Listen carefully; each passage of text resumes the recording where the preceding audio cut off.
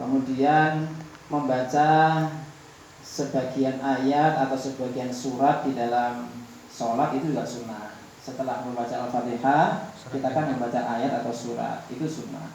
Kalau ditinggalkan tidak perlu sujud sahwi, sholatnya tetap sah.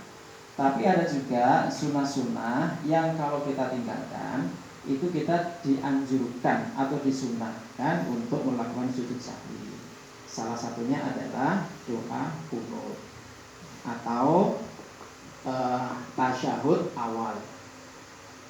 Tasyahud awal itu hukumnya adalah sunnah. Kalau ditinggalkan sholatnya tetap sah. Tapi nanti di akhir kita dianjurkan untuk sujud sahwi. Sujud sahwi itu sujud dikarenakan lupa ya, atau meninggalkan sunnah-sunnah apa sujud 2 kali. Li hadis sahih fihi an Anas radhiyallahu anhu anna Rasulullah sallallahu alaihi wasallam lam yazal yaqnutu fi subhi hatta faraqat dunya.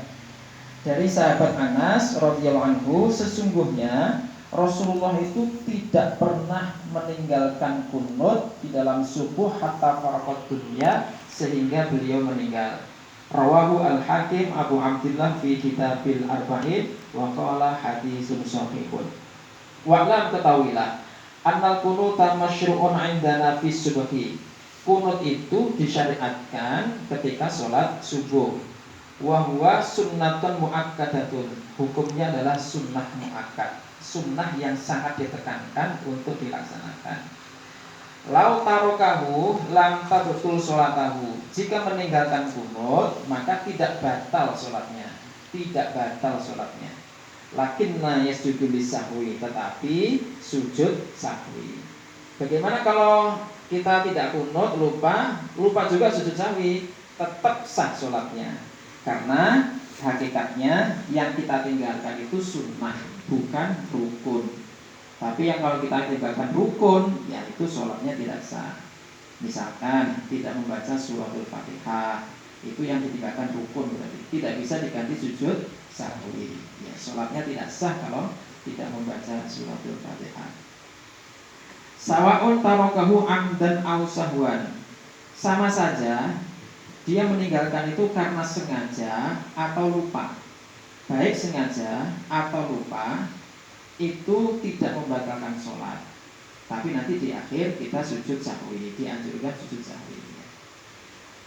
Amdan itu misalkan sengaja, itu misalkan kalau kita sholat subuh sedangkan imamnya tidak kunut, maka kita harus ikut imam. Berarti kita itu meninggalkan kunut secara sengaja. Secara sengaja itu sholatnya tetap sah. Sedangkan imamnya kan juga nggak mau ini ya, sujud sahwi ya, maka tetap itu sholatnya sah karena yang ditinggalkan sunnah. Wa amma ghairu subhi minas sholati al-khamsi. Bagaimana kalau kunut itu selain subuh? Fahal yaknutu, apakah juga dibolehkan kunut? Ada 3 pendapat menurut Imam Syafi'i. Yang pertama, annahu inna zala bil muslimina nazilatan qanatu fi dzalika li jami'i sholawat. Ketika yang pertama ya, ketika kaum muslim itu mendapat musibah atau fitnah yang sangat besar atau yang kita kenal dengan kunut nazilah, maka kunut itu boleh dibaca selain sholat subuh. Ada bencana besar, ada fitnah besar, maka kita boleh menambahkan doa kunut di dalam sholat selain sholat subuh. Tetapi kalau tidak ada bencana besar, tidak ada fitnah besar, maka wa illa falah, maka tidak dianjurkan untuk membaca kunut. Wa yustahabbul qunuta indana fi nisfil akhir min syahri Ramadan. Disunnahkan membaca kunut di setengah akhir di bulan Ramadan. Fi raqatil akhirah minal witri, di rakaat terakhir salat witir. Jadi mulai tanggal malam 15 itu biasanya kita membaca kunut di witirnya ya. Itu dasarnya ada. Kemudian i'lam anna mahalul qunuta indana fi subhi ba'da raf'i minar ruku' fi rak'atis tsaniyah. Ketahuilah tempatnya kunut itu adalah setelah kita mengangkat atau berdiri dari rukuk di rakaat yang kedua. Di rakaat yang kedua. Ini menurut Syafi'i. Wa qala Malik, menurut Imam Malik, yaqnutu qabla rukuk. Kunutnya itu sebelum rukuk. Jadi sebelum rukuk kunut dulu. Itu menurut Imam Malik. Tapi menurut Imam Syafi'i, kunut itu setelah rukuk baru kita membaca kunut. Lalu bagaimana bacaan kunut itu? Ini diriwayatkan dari hadis sahih fi sunani Abu Dawud wa Tirmidzi wa Nasa'i wa Ibnu Majah wal Baihaqi wa ghairiha bil isnadi sahih, dengan sanad yang sahih. Artinya itu menyambung sampai Rasulullah. Yaitu kalimatu aqwalahuna fil witri Allahumma hdini fiman hadai wa afini fiman afai wa tawallani fiman tawallai wa barik li fima atai wa qini syarra ma qadai fa innaka taqdi wa la yuqda alai wa innahu la yadhillu ma walai tabaraka rabbana wa ta'ala. Itu bacaan kunutnya. Nah, biasanya imam ketika sampai pada kalimat wa qini bi rahmatika wa qini syarra ma qadai, kemudian imam diam. Kenapa kok diam? Karena setelah bacaan itu fa innaka taqdi wa la yuqda alaik wa innahu la yadhillu ma walai, itu bukan doa, tapi pujian. Jadi tidak perlu diaminkan. Ya. Itu pujian kepada Allah. Ya, sehingga makmumnya itu meneruskan bacaan tadi. Ya.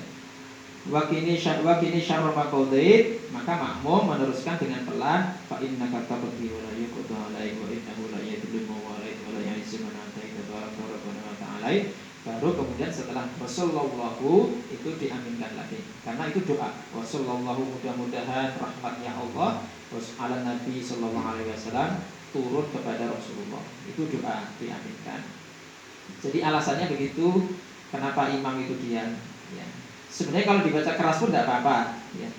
Tapi untuk membedakan mana doa, mana pujian kepada Allah, itu biasanya diam. Wa yastahabu ayakula aqibah hadhi doa, disunahkan ya.